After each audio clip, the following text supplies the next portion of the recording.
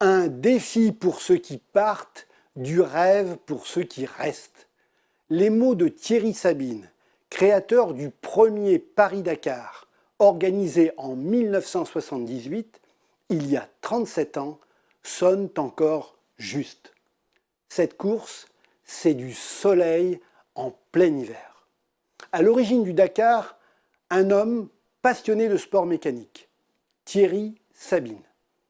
Il a tout juste 21 ans lorsqu'il participe en tant que pilote au championnat de France de rallye automobile. Et il n'a que 29 ans lorsqu'il crée le premier Paris-Dakar. Entre-temps, ce dandy de l'aventure a participé à la création de l'Enduro du Touquet et frôlé la mort en 1977 dans le désert de Libye où il participait à un rallye raid en moto. Prisonnier des sables, il s'en sort par miracle.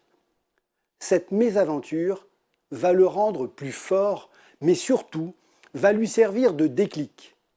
Il se promet en effet de faire partager cette découverte du désert et de ses paysages féeriques à un maximum de personnes. Un an plus tard, son rêve devient réalité. Le premier Dakar s'élance le 26 décembre 1978 de la place du Trocadéro à Paris pour rejoindre le Sénégal en Afrique. Une course de 10 000 km sur les pistes d'Algérie, du Niger, du Mali, de la Haute-Volta et du Sénégal. Partis dans la boue de l'hiver, les 197 premiers concurrents reviendront 3 semaines plus tard, les yeux illuminés de soleil et de sable chaud.